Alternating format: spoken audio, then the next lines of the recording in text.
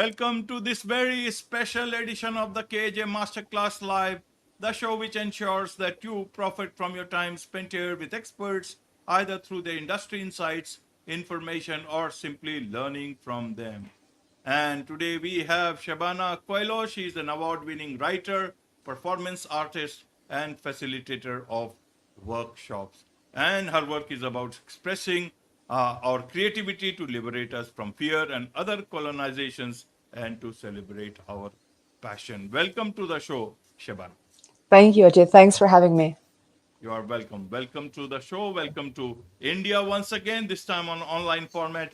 And I'm sure not just in India, but a lot of people across the globe will benefit from what we are going to talk right now. We'll be talking about how one can unleash their creative liberation. So, in this backdrop, we'll have our conversation. But before we come to this, let's understand a bit about you, Shebana, about your journey, about you originally being from India. So, let us know a bit more about all these things so that people know who you are actually. Sure. My name is Shebana Coelho, and I grew up well, it was called Bombay when I grew up. So I still call it Bombay. I still like how the sound of Bombay. Right. And I grew up in a small suburb of Bombay by the side of the Arabian Sea. So the sound of the sea is a big part of my memory. I left when I was 12 with my family. We moved to New Jersey in the US. And I lived for many years in New York. I was working in documentaries as a producing. Actually, I made a documentary called Desi South Asians in New York. And that was, interestingly enough, this is early when the word for South Asians, that word Desi was not being used as much. And maybe it's not so much used anymore, but in the early 2000s, for South Asian immigrants, this word we started using, our Desi friends like that. Anyway, so I was in documentaries for a long time. And then one day in my 30s, I was like, oh, I don't want to just live in cities. I'd been dying to go to Tierra del Fuego, like travel. I had learned about it in geography class. So I went traveling. And then from there, I had been writing all the while. So that really, the traveling, leaving a city behind, it kind of unleashed my creative liberation. It took me on all these journeys, both across the world, but inside myself too. And so now I call myself, the things that I have done are, I write short stories and poems, and I do plays that mix poetry and movement. And the one that is truest is called, for me, the truest is called The Good Manners of Colonized Subjects, which is about the effect of the British and Portuguese colonization of India in a felt body sense, and then also immigration to the US and art and fear, everything. And the way how I found my liberation, my voice, and then I began facilitating workshops because I wanted to share this journey with other people, because I saw how after the first performance of the play, someone said, everyone is colonized by something. And I really do see colonization not just as history, but also as a metaphor for things that keep us in boxes that are not just of our own making, And so, what are the things that keep us silent? And these are the things. How can we express who we are? Because I believe it's not a selfish thing to be who you are.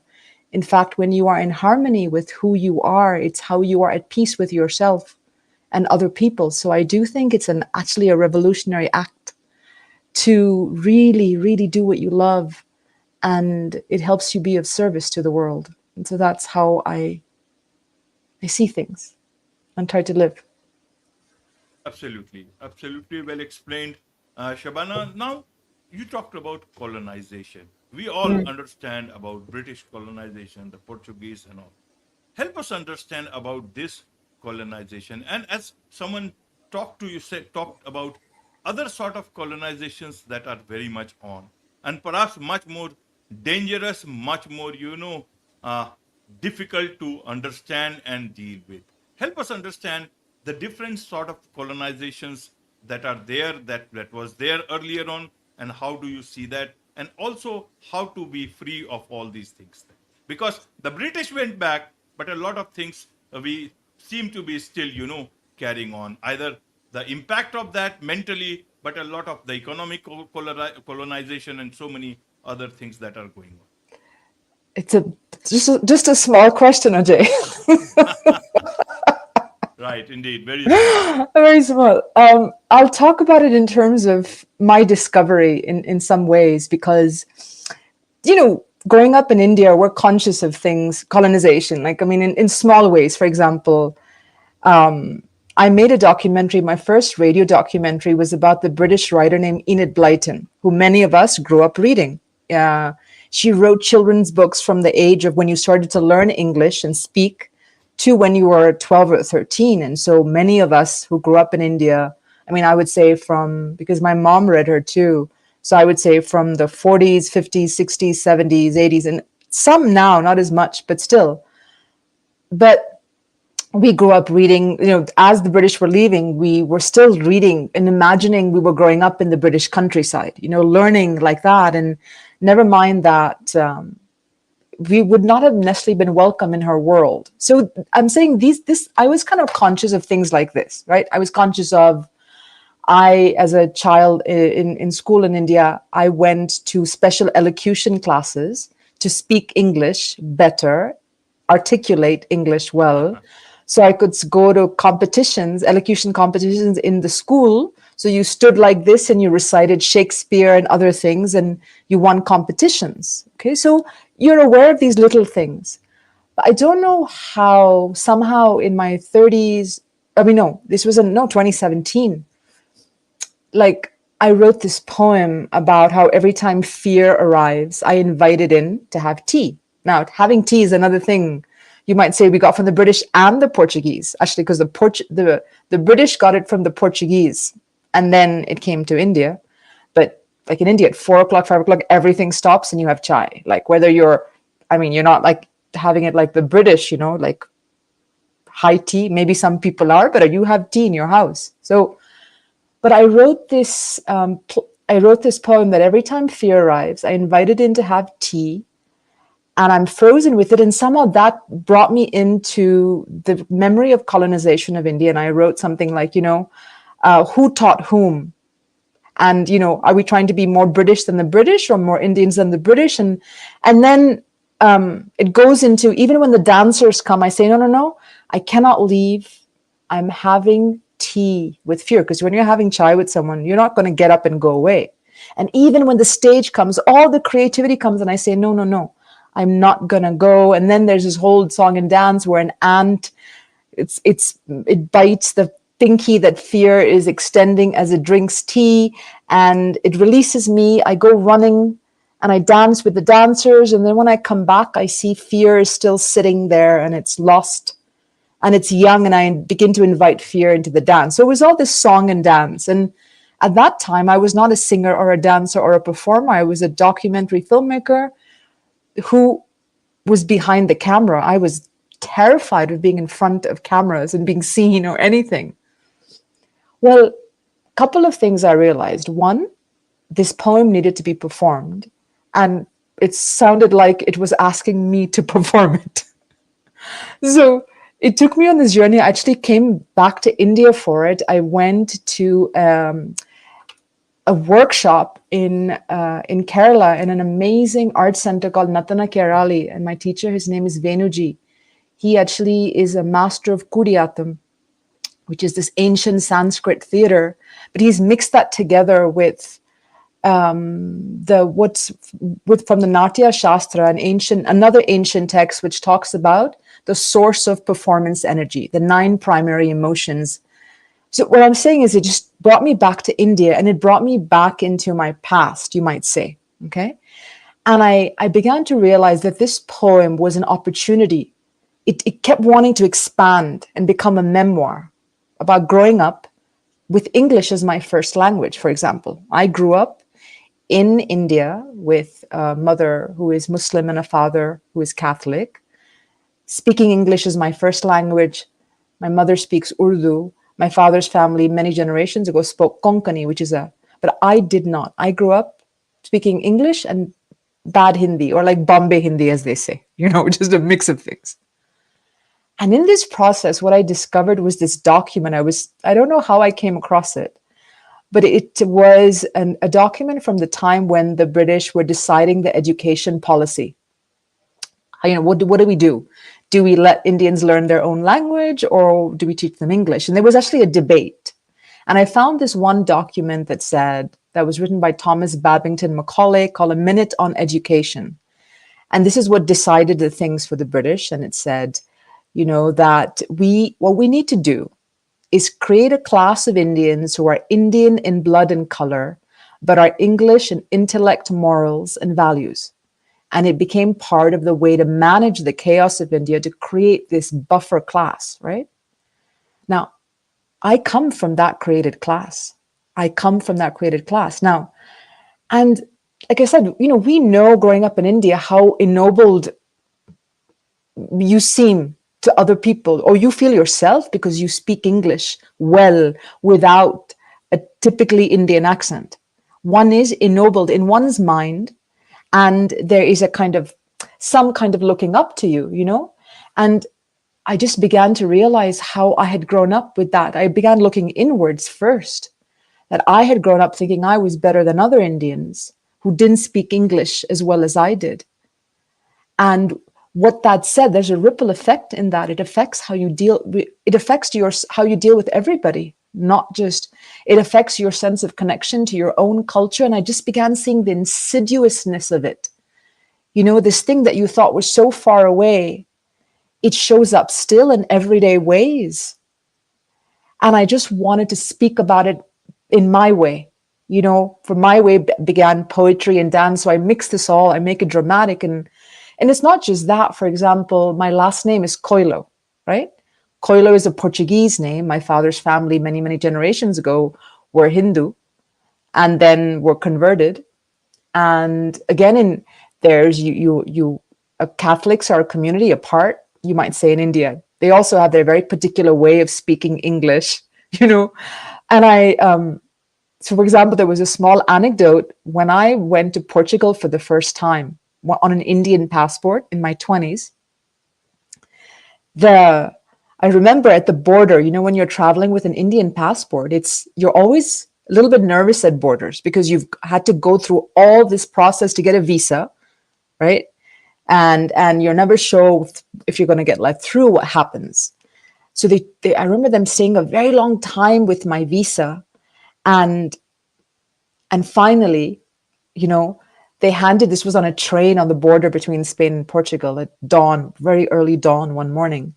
The Portuguese customs officer handed me my passport back and said to me, because of my last name, "Welcome home." And in my mind, I was thinking, what are you saying? You colonized India. But also I wanted to get into Portugal, so I took the passport, right? Well, the other thing I realized, for example, so then I come as a kind of someone who comes to the US, and I'm very conscious of fitting in. And I'm not looking to find solidarity with other people of color, because I am this already ennobled in some way with English. I'm looking to connect with dominant culture. I realized that about myself growing up, that I remember being in college, being like, not proud, but people would say, "Oh, I don't even think of you like Indian," because I was so well assimilated. If you closed your eyes, I said in one of my play, I spoke English so well that if you closed your eyes, you wouldn't even know I was brown. And so these things, it made me realize that this world order I had embraced, subtly and not so subtly.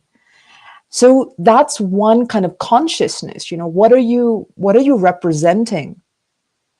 And that's one of the things that comes out in my play. I say it so I can be clear about it, and so everyone can maybe in their way look at their nuances of how they're approaching the world. Yeah.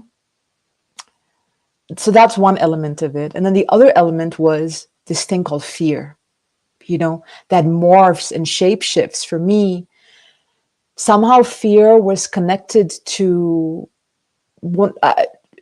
not doing what I loved. Like I was so afraid to be seen, and maybe because I was not kind of fully integrated as myself. You know, I had all these kind of like, oh, you're better than other people.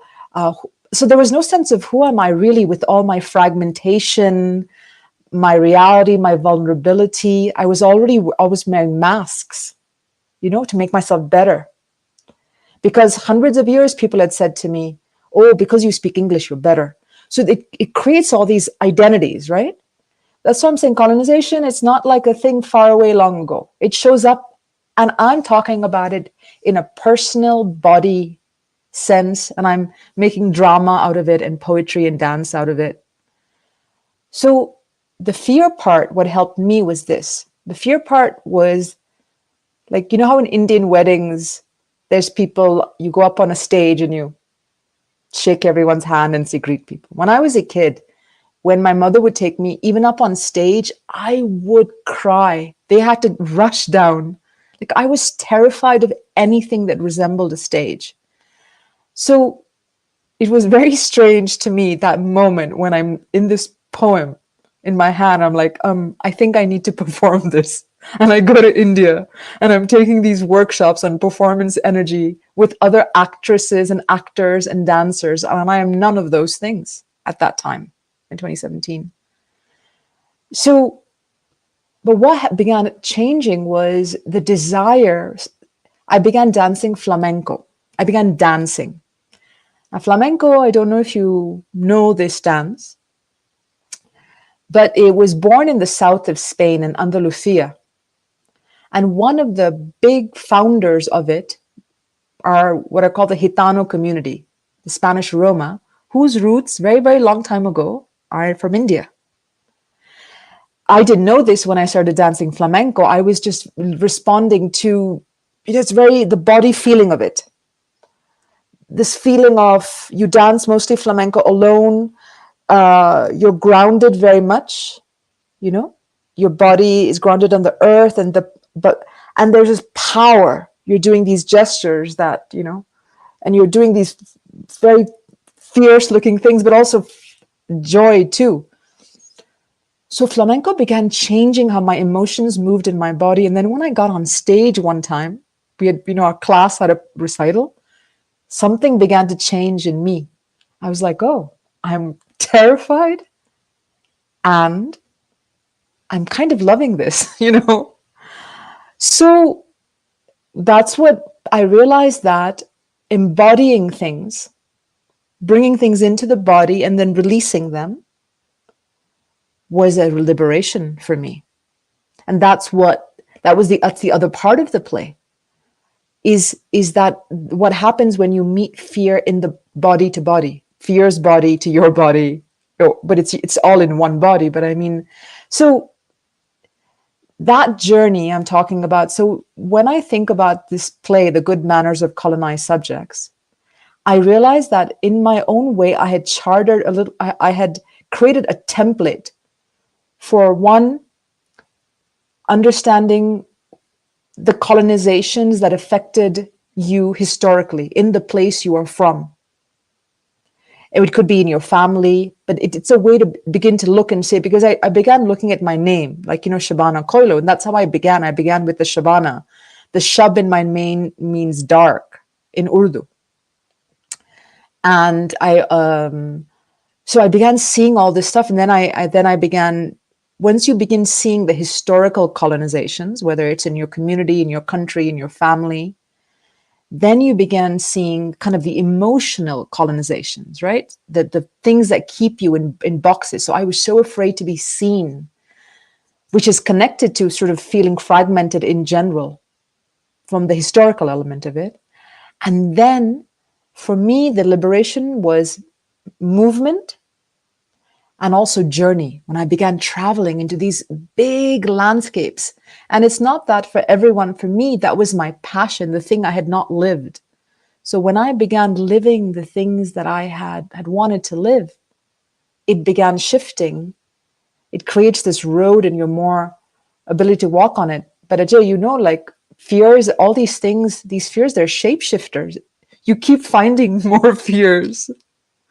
And so it's a continual journey but what I know is some of the ingredients that have helped me, some of the recipes, has been following the things that you love, because so then that fills your body a little bit more, embracing. And for me, going to large landscapes, it's a kind of spirituality, because you're in these massive, Tierra del Fuego when I went, or Mongolia, massive, massive landscapes. So those are the things, I guess I'd say, and that I began doing more and more in my life, and doing workshops. I realized I loved facilitating people on their journey, seeing in small ways, small moments of liberation. So I hope that in some way I have answered your small question. Absolutely, absolutely, Shabana. So you moved out of India at the age of 12 around to Yeah, uh, yeah, to New Jersey. yeah. Uh, that was a place where you could have forgotten all these things easily Mm, and took up or embraced the new life. mm.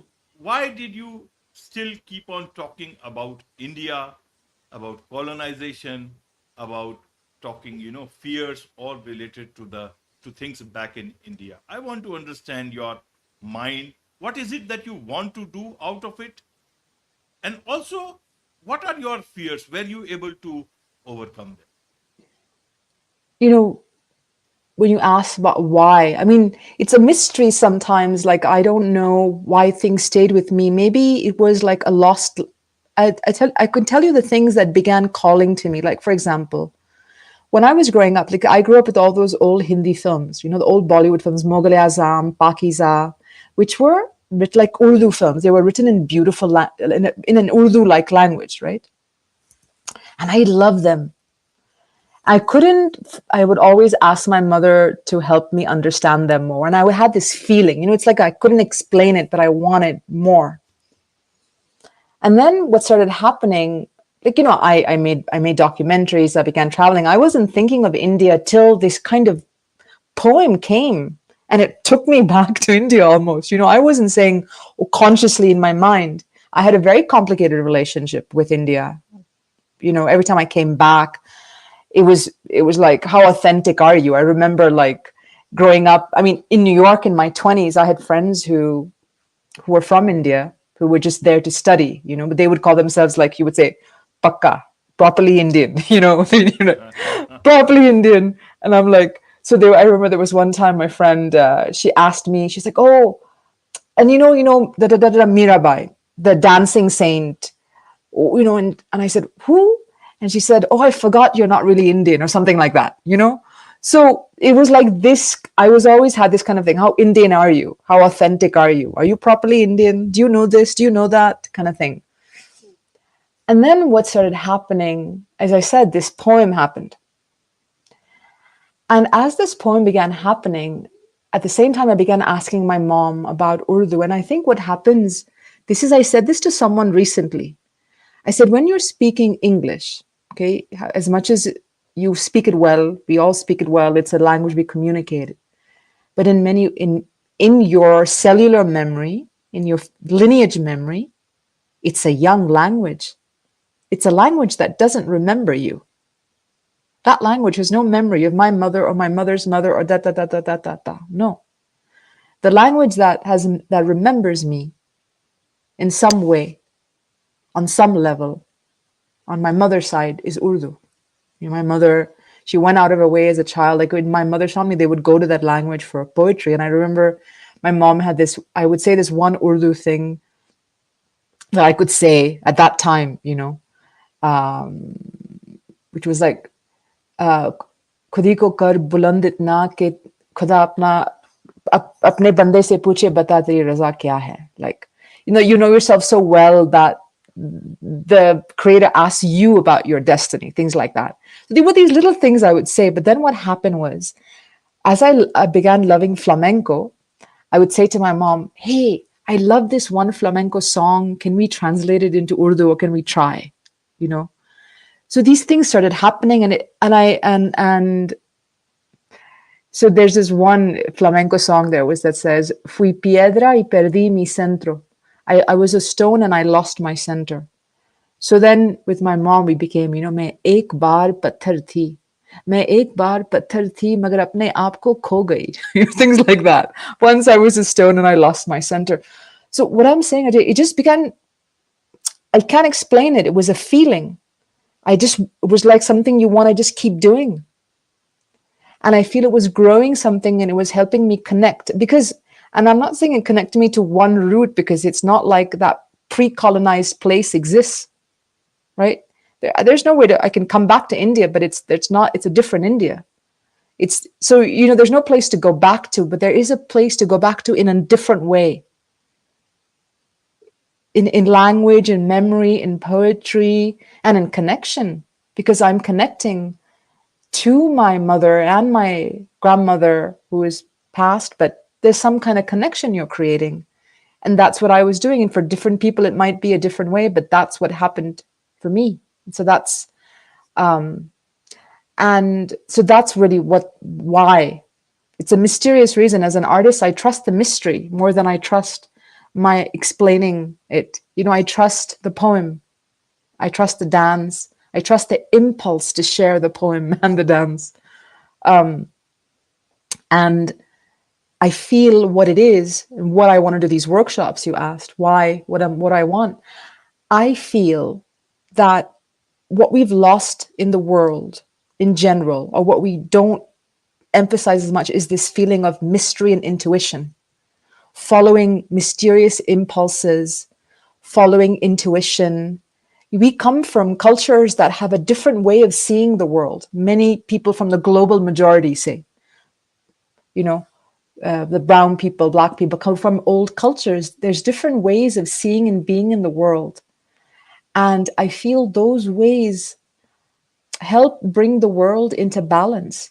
They're needed. They help us live our lives, living with a sense of intuition, living with a sense of dealing with your fears in creative ways, expressing the seen and unseen parts of yourself in a way that feels healing, connecting with other people in a heart opening kind of way. These are the things that I hope to encourage and nurture in myself and support in others. Right, right, Shabana. So, how do you speak louder than your fear? I Sometimes it becomes difficult. sometimes I sing to it.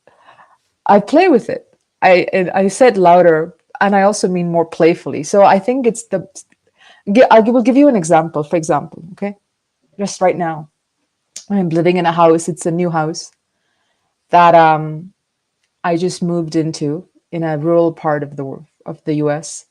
and the house is beautiful. It's an old house. In the attic, sometimes are little creatures that I can hear running around at night. Okay, they are doing their own thing, and we're gonna try and get them up. But I'm saying I am terrified. I remember. So I'm like, wow, this is fear, right? This is keeping me frozen. Like, what do I do? How do I begin to play with it? So I'm beginning to explore this at night. How do I personify this feeling with mice? Do I talk to them? Do I make a play about it? Do I sing to them? Do I say it out loud? And then do I step back and come into presence? Because it's like these are the real world applications from it. It's not art. Sometimes it's dealing with the things in the roof that scare you at night. So so yeah. So then sometimes I find so you have a dialogue with it. There's a thing I like to sing in flamenco. You will hear a lot of people saying like that, and then they also say ja ja ja ja ja, like that. So I do this is my little song that I sing everywhere. I put it together in Hindi, Aja is come here. So when I'm playing around and I want to call, like, playfulness and inspiration to me, I'll sing it like a flamenco song. You know, I'll say ah ja ja ja. So I play with it. Sometimes you have to speak sternly to it, but a lot of it is writing to it, dancing with it, moving with it. The playfulness for me begins to help, you know, and then sometimes a deep stillness and facing it. But it's a journey. So I think speaking louder than fear is easier said than done, but I try to mix it up, mix my What is it that you seek, Sheban? ah, what is it that I seek? You know, I will tell you these days, I feel that I'm seeking this connection to nature, to trees and stones, to write about them and feel them, dance under them, with them, in supplication to them. I feel that there is such a distance. I feel the earth is in such peril. It's waking up in us this kind of desire to be close to it in a very elemental way. And so there's there right now that is really calling to me, and as a way to be free, to be who you are. You know, it feels sort of connected. Like I feel like I want to do my part to live what I am here for as much as I can sense. You know, we don't always know. It's not like something speaks to us, but I do have always this feeling of following what calls to me.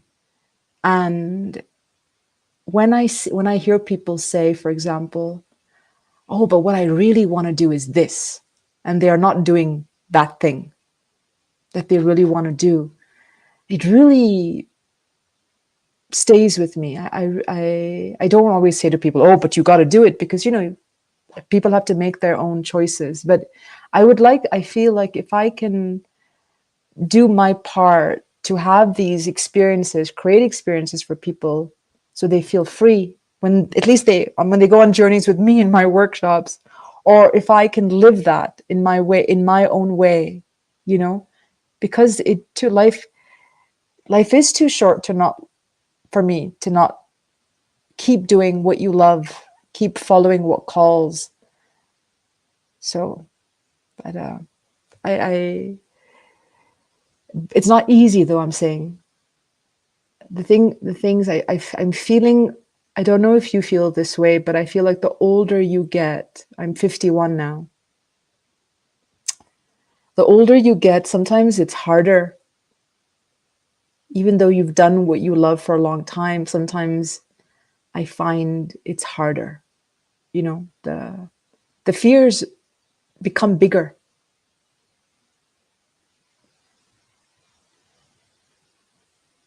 Right. When fears become bigger, you want to go home. Where do you find home? In India, in Mumbai, in language, in New Jersey, in Spain, flamenco, in the rural area that you are in. How do you do that? Sometimes it can become difficult. Yeah, I don't know. Sometimes I feel I'm still. I feel it shifts from moment to moment, from season to season. You know, sometimes I come to terms with it. Might be that like I was just thinking about it today. That you know, in the U.S. right now, it could be there's a possibility that someone who has Indian roots might you know, it's kind of wild to see, might be in a position of power. Okay. And I had this play that's about an Indian American woman. And I said to myself, Shebana, do you want to go on the road with this play? You know, do this play, The Good Manners of Colonized Subjects, go on the road with it, along with workshops that are called Your Voice as Catalyst, about freeing yourself from fear. Like, do you want to do this? Like, because I really feel called to take this play on the road more than I have. You know, it's been seen places, but so I'm in this very interesting time of like asking myself, is it home? Is nomadic a nomadic life home for me? You know, because I really love going into new communities and meeting people, because people are very open when you first enter something with a play and with a workshop. When you enter a community, their hearts are just and you meet them full hearted, you know. So I don't know. I'm in that. These last couple of days I've been really asking myself that. There is much to learn from you, Shabana, about everything. And I'm sure a lot of people would like to connect with you, learn more from you, about you. So, what's the best way for them to do so? The best way would be I have a website, shebanacoelho.com. So Shebana, and then Coelho is Coelho.com. And it has it describes these offerings, describes my plays, and ways to be in touch. I always appreciate hearing from people. I have a newsletter that I send out with meditations and musings and these thoughts about the things that we talk about, because and I'm just in the process of, I have an offering of this Voices Catalyst, these workshops. There are 6 sessions that I do online, and I feel I want to do it this time. At the end of it, you write this 4-minute catalyst expression, I call, like an embodied monologue, which is not, doesn't matter whether you want to perform it or not on a stage. It's really, I feel, when you speak, when you describe what has kept you silent, and when you express what wants to be expressed, it kind of clears the way for you. It did for me. It does something. It shifts something, you know. So I want to do that again and have us all write a new creed, a new series of I believes, because I feel like you need to refresh that. You know, you refresh your creed every couple of, well, when the time feels right. Wonderful. With this, it's a wrap on this very special edition of the KJ Masterclass Live. Thank you so much indeed for joining us. Thank you, Ajay.